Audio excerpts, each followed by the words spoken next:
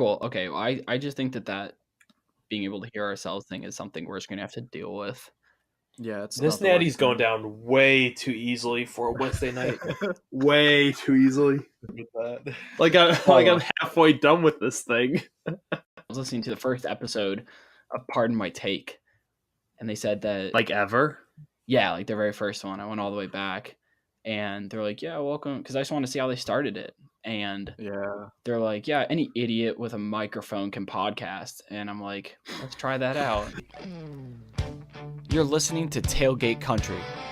On today's episode, we're talking Luke Combs, songs that sound better sung by other artists, and what are we drinking?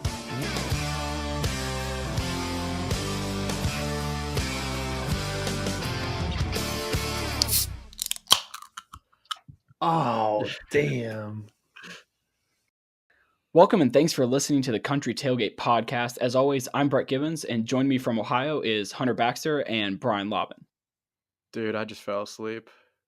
I told you, Wow. isn't that a bad one? 4 seconds in? We're going to change this every week until it's good, but you know what? For right now, I'm just keeping it as is. I don't care. Anyways, we're doing this podcast because there's just not a lot of these on the internet at all. You got your good Whiskey Riff ones, you got your ones by the artists, but we wanted to kind of give a fan take from it. But no, I guess the first thing we should do is like kind of lay out what kind of country music we mean, because nowadays everything from Lil Nas X to Diplo can be considered country. I'd say we mean like I don't know. If you look at like my 3 artists in my posts, Old Dominion, Kip Moore, Kenny Chesney. 3 completely different country artists, but I consider them all to be country. Like there are different kinds of country. Like Kip Moore is not Old Dominion is not Kenny Chesney, but they're all unique and still country.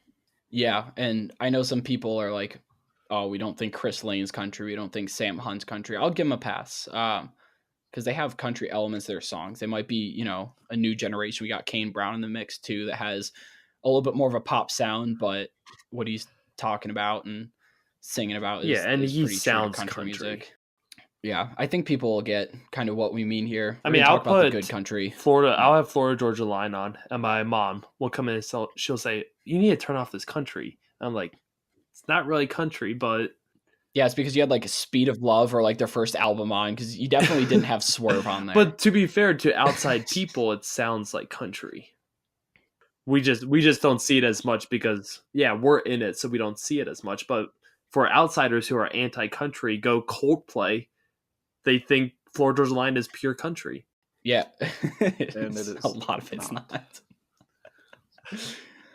So I think I'll kind of start with some of my favorite artists here, just give people basis of who we'll be probably talking about a little bit more than others. Cody Johnson for sure is my large and by far favorite. Got Muscadine Bloodline in there. I love John Langston, Chris Young. I'd say for me, I'd say Riley Green's up there. I'm a big Travis Denning fan. Muscadine Bloodline. Old Dominion's a big one for me right now, and same with Michael Ray. Kind of a little different from them in my country taste, but as I mentioned before, Kip Moore, Old Dominion, Kane Chesney, love them.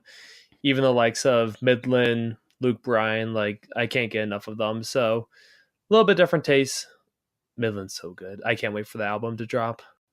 How about we review Beer Never Broke My Heart? Well, I've heard it. I've heard it at the Houston Rodeo. Oh, we've heard it. Dude, it's a banger. It's going to be the song that I'm telling you, like, this is going to be a number one song, the song of the summer. So, I don't know if you saw, I saw this tweet the other day about Luke Combs. Was an article titled, Meet Luke Combs, the country superstar you've probably never heard of. I'm sorry, what? He's like the number one in country music right now. He's got he's 5 number ones and like 100 million hits on some of his songs on Spotify. Long Beach, they're not listening to him. It's the most LA article ever. Like clearly this dude ordered a cowboy hat and a pair of cowboy boots online the week before Stagecoach. All hat, no cow. Whoa, who's this Luke Combs dude? It just baffles me that someone even like has any credibility left after writing this article. They said he finds a middle ground between the traditionalist grit of Chris Stapleton. Okay, I'll agree with that about Chris Stapleton. And the genre-pushing modernity of Did they Kane just Brown. compare Chris Stapleton to I- Kane Brown? Yeah, definitely not. Apparently. I'm sorry. Apparently, Luke Combs goes in the middle. The article goes on. It says, "Beautiful Crazy is holding down its 8th week at number 1." And before the 8 weeks, it was probably in the top 5 and top 10 for some time.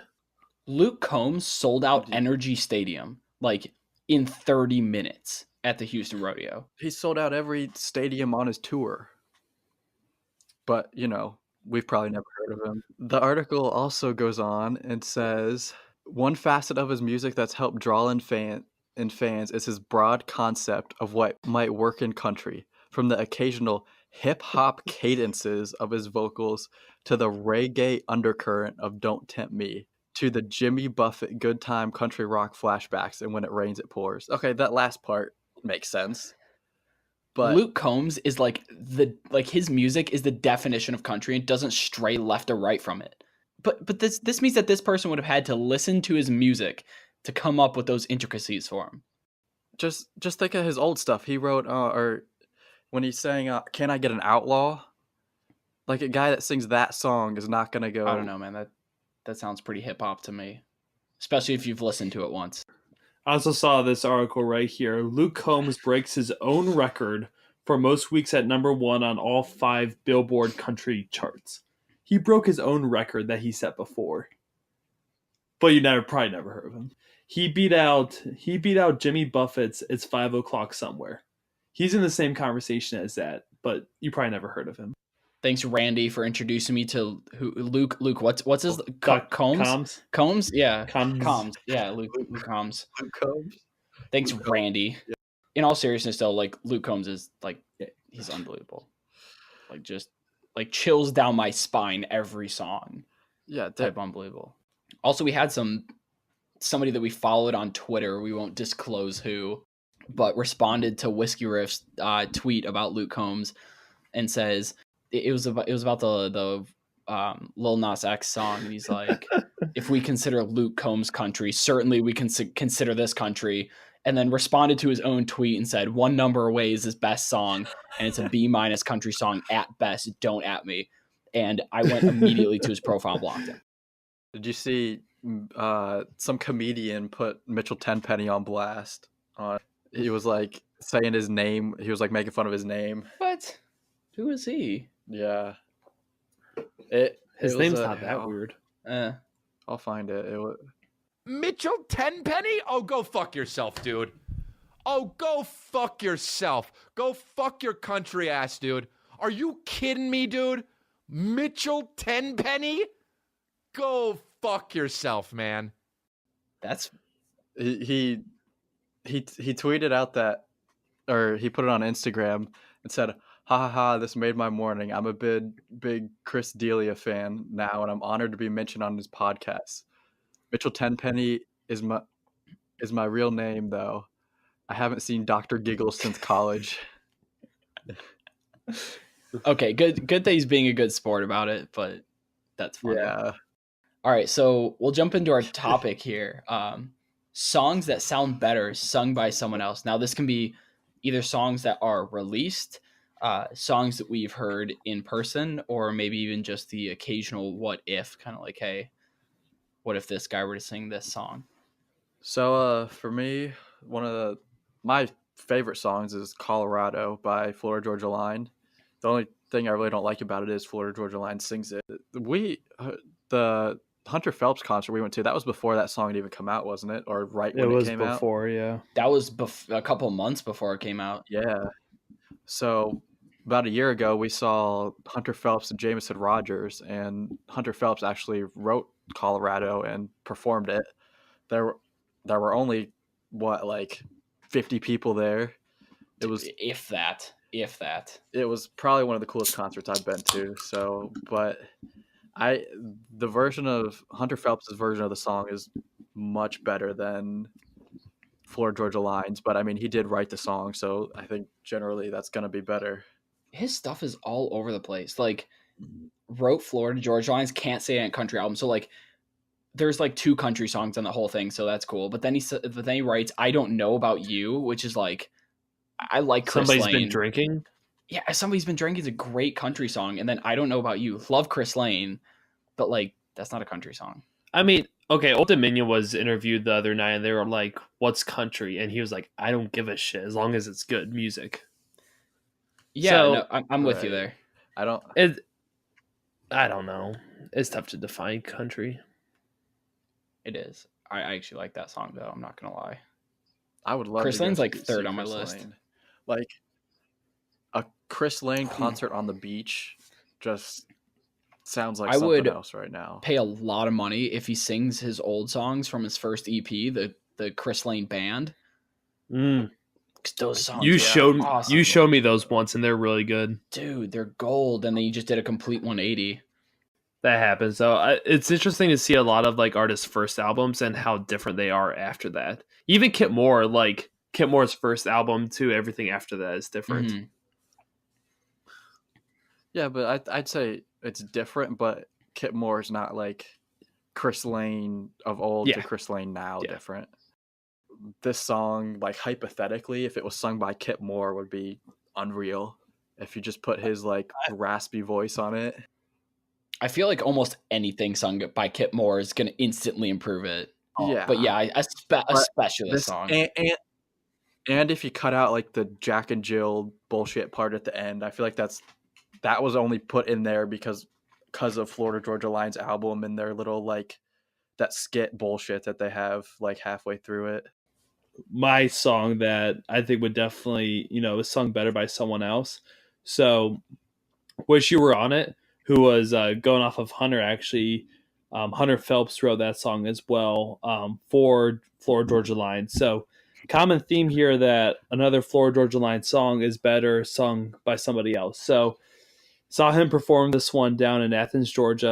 It was just so much better. Take a listen to it. I didn't even hear the song from Florida Georgia Line before I heard it from Hunter Phelps, and Hunter Phelps' version is just pure country. And I would say this song, it's one of the older Florida Georgia Line songs, and yes, I think it was from what was that one album with May We All? Yeah. Sorry, I mean, is it released by Hunter Phelps? Yeah, I've been listening to it on Spotify since the concert. Funny story, my mom and sister went to a Taylor Swift concert when she was still country years ago, and Florida Georgia Line opened for her.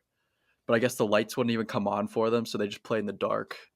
I think they played like 4 songs. I think Cruise had like just came out then.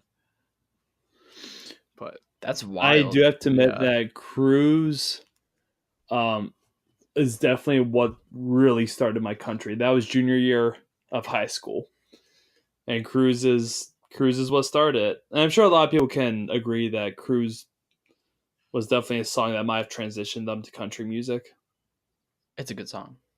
It to this day is still a good song. And old Taylor Swift at that point, yeah, still stops me in my tracks. Crank it up as whatever I'm listening to as loud as it can go. When old Taylor Swift comes on the radio, all the way up, singing as loud as you can. I'm almost positive, Hunter, that we were in your old truck after like hung over to death after a party, driving to like McDonald's, and old Taylor Swift came on, and we rolled the windows down and cranked your stereo up to like 40 for that. It was just like an immediate hangover cure. Yeah, that was before Pedialyte was cool to drink as an adult. I peaked that morning, and it's all been downhill from there. My next song that I think would be great, sung by somebody else, which actually I know it is. My Next Broken Heart. I'm not going to shit on Brooks and Dunn here, though. I'm going to say the reboot version with John Party. Kind of just sounds the same as the normal one. But if you look it up, from Brooks and Dunn's last rodeo back in 2011, Brad Paisley actually performed My Next Broken Heart, and it's on YouTube, and it is like the best. Like just country the max, break out your boots, two-step the night away. Like it's awesome. And he plays all his own guitar. So, he adds a little bit of Brad Paisley flair into it. And I would pay a lot of money to hear the studio recorded version of that, even if they brought him on just for the new reboot version. And it's like next level good. I don't think I've heard that one. Like you haven't heard the song, or you haven't heard Brad Paisley's I haven't heard version? Brad Paisley's version. You scared me for a second. Oh no, yeah. it's a great song. Definitely look it up. Like, it's right in Brad Paisley's wheelhouse, and it's just like it's perfect. It's just perfect. It's awesome. Oh, preparing. I got you. Hang on. Let me look here. I got you really quick. Great ad. Buzzkill. I can't even skip it either. It's an 8-second ad that I have to deal with. Make a difference in your community, serving part-time in the Army National Guard. Fantastic. We're gonna skip to the middle of this.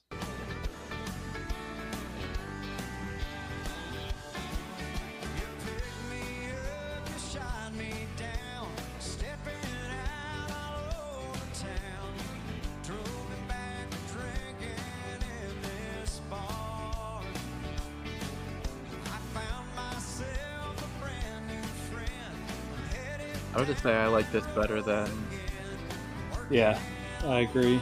the. Isn't it good? Isn't it John Parton so version, good? Yeah. And again, he puts his own little like Brad Paisley guitar licks in there, and it just sounds so natural. Yeah. Like, I would recommend it. It's got over 1 million hits on YouTube. Definitely listen to the whole thing. It's But amazing. it hasn't been released on like Spotify or something, has it? I wish. No, it's just a live version.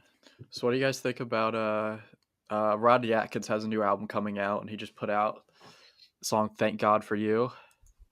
I What are you- how- love it. I really like it. I'm not gonna lie. It's a great song. I love the lyrics of the song, but Logan Mize was one of the songwriters on the song and actually released the song on his Pawn Shop Guitar EP. And I'm a much bigger fan of Logan Mize's version than Rodney Atkins. I just feel like Rodney Atkins' new version has way too much auto tune in it compared to some of Rodney Atkins's old. I think stuff. across the board, his new stuff has been very auto-tuned. Yeah. Yeah, he's getting old. I saw him in concert like 4 or 5 years ago, and the man comes out like full salt and pepper beard. Like, he's old, Salt and so he pepper. definitely needs it. It is pretty obvious though. I'm not gonna lie. He doesn't even have a beard anymore, at least on his Spotify. He sings "Caught Up picture. in the Country," right? Yeah, and the first like 8 seconds of that are some of the most like he sounds like T-Pain.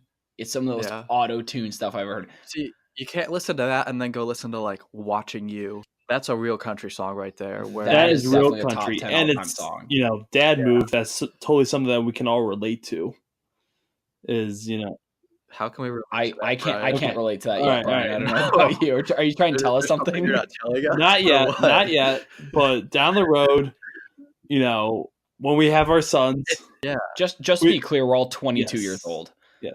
I really do like that Ronnie Atkins version. I've actually listened to both, and unpopular opinion that everybody's gonna hate me for, I like the Rodney Atkins version better. Logan Mize is better for me. I don't know if you just look at he sings it like he wrote it, like he lived it. Whereas I think I would like the Rodney Atkins version if I hadn't heard the Logan Mize. Yeah. that's one of the things I love most about hearing songs sung by the actual songwriter is that you hear it the way they wanted it to be sang, the tune that they wanted at the how they want it to be. It's not being messed up by someone like Florida Georgia Line or anyone else like that. Like, you actually hear it pure, and that goes. Yeah, they've got heart. They've got heart to Yes. it too. Yes. Like, they really Yes, they they get care into about it. it. Yeah, Yeah, no. songwriters. You'll notice a trend in artists and songs that we talk about here that like we're all about songwriters. Travis Denning, Logan Mize. We love these guys that write the songs, and Thomas Rhett wrote a shit ton of stuff. You go look at his old stuff, like that's just the best. There's guys like Eric Dillon and Ray Fulcher that like Ray Fulcher's put out some stuff, but Big Ray Fulcher fan. I love Ray Fulcher stuff. yeah. But those guys are the real songwriters. Whenever I think of songwriters, the first name that always comes up is Travis Denning, though. Like, writes a bunch of stuff, but is also a hell of a performer. Yeah. Yeah, like Travis Denning wrote Everybody We Know Does. Yeah, Oh, that song is fantastic. And then Travis Denning also wrote Pickup Lines, the Justin Moore song. Okay, so kind of a tangent here about Justin Moore. Ooh. Love Justin Moore. His last album, though, there was a lot of borderline not country in it. But again, what is country? Like what? Go back to his original albums, like Off the Beaten Path. Go look before them, where he's got Small Town USA. Like, I always think that, like, if you're trying to introduce somebody to country music that might not like it, Justin Moore's original stuff is the last thing you show them, because it's so down home twangy, and I love it. But his most recent stuff was a little more curated for country radio, which I don't mind. And I've heard he's getting. I mean, I'll be honest, Hunter. You and I just saw him at the Huntington Center in Toledo a couple months ago. He's awesome. Awesome performer. Yeah, good performer, but I mean, he didn't blow me away. Really? I've seen him 3 times, actually, and all 3 times. The first time I saw him was back in 2013 at Country Jam up in Cleveland in Berea, actually. And this dude, it was my first concert I ever been to, and he walks out and he's like, I don't know, 5'7" at most, like 5'7" at most, and he climbs the ladder up to the lights, and he's dangling by one arm singing his songs. Just awesome performer.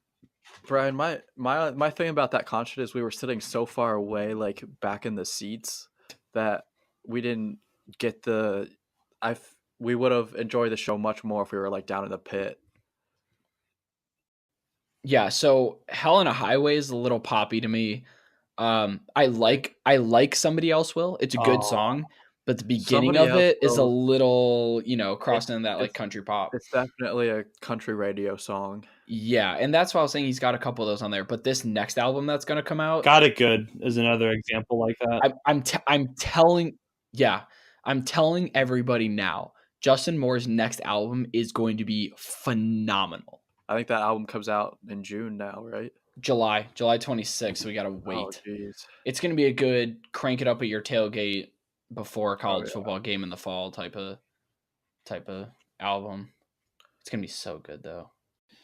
So transitioning, mentioned Midland earlier on the podcast, and saw him last summer at the Windy City Smokeout in Chicago, and they are just they are amazing. I have more appreciation for their music after seeing them live and in person, but they actually record a version of Tougher Than the Rest on Spotify. I think it came out last summer.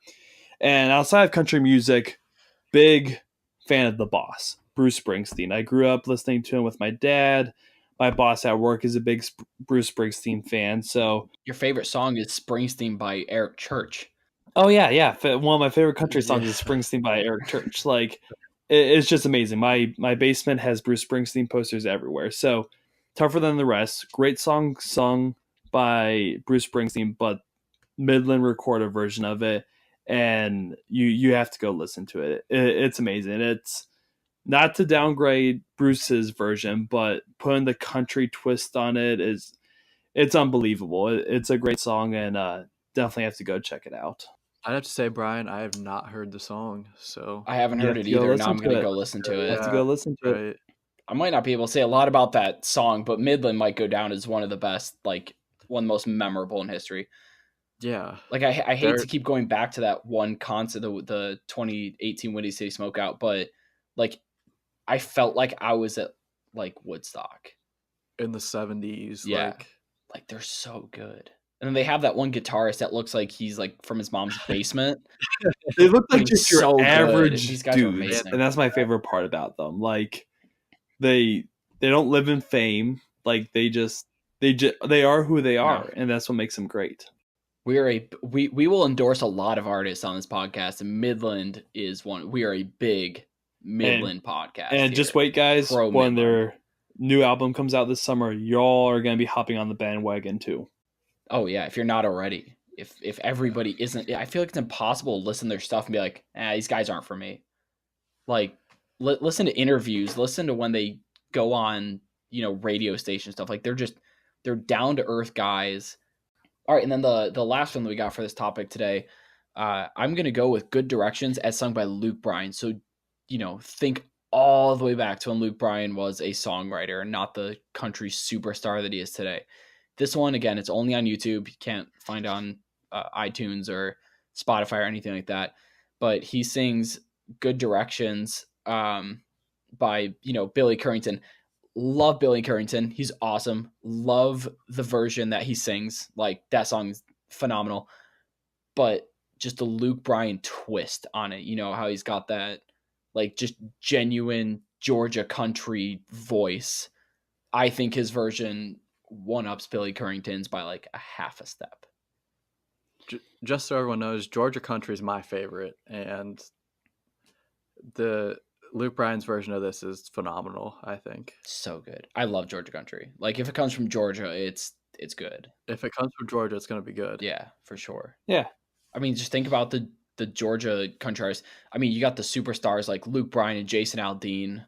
But then you also got Kip Moore's Georgia. Kip Moore's yeah, Georgia, Kip, isn't he? yeah, Kip Moore. You Kip got Moore, Travis Denny. yeah, John Langston is from there.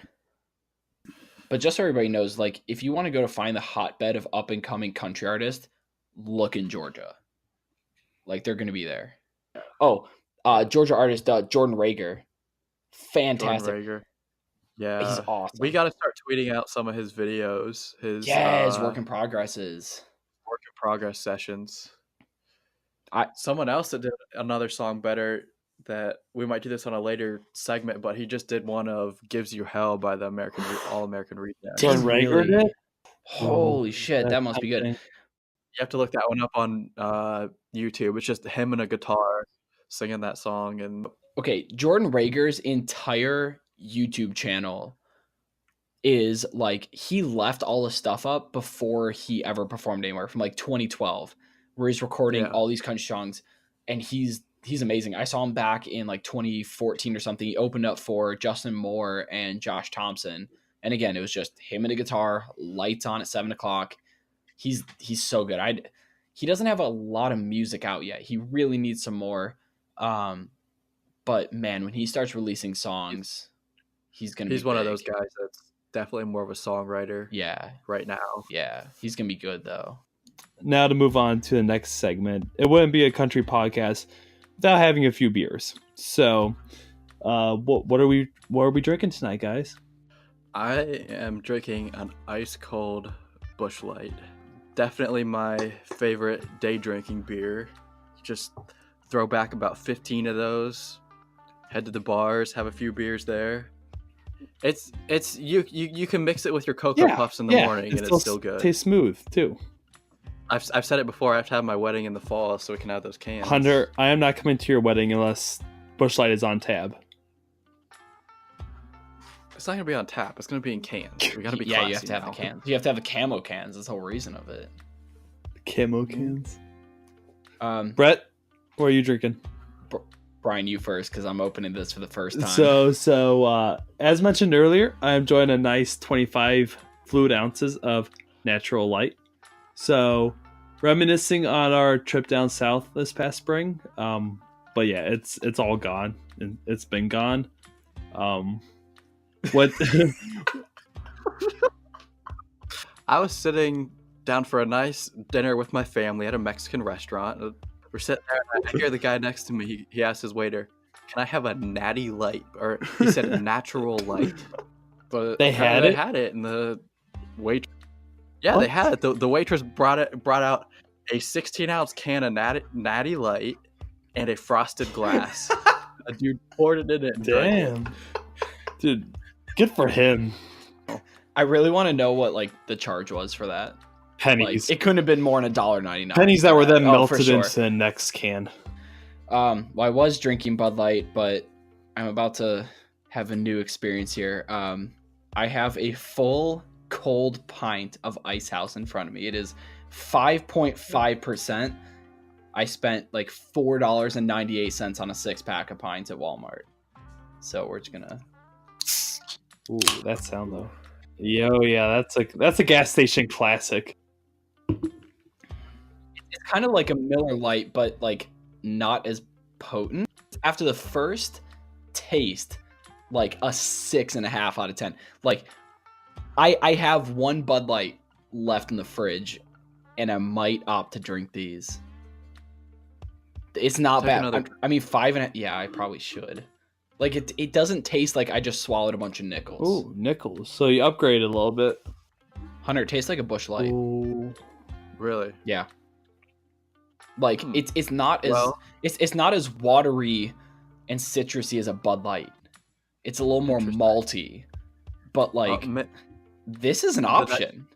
I'll get one for the next podcast because they sell them a 25-ounce can for $1 shit. here. So I mean that's a If that tells you what kind of I don't really know like what they put in here, what chemicals they put in here, but I mean if I had to sit down with a 6-pack of pints of these in a night, I'll go blind, but I could finish them. I mean it's 5.5%, so it's a little bit more than your average beer. I'll have to give those a try. Yeah, 6.5 out of 10, not bad. So that's this week's show. We'll be back real soon with some more content for y'all. Please subscribe to our podcast. You can find us on iTunes, Spotify, YouTube. Also check us out on social media, Twitter and Instagram, both at Tailgate Country. There is an 8 in there. Thanks, and we will see y'all again later.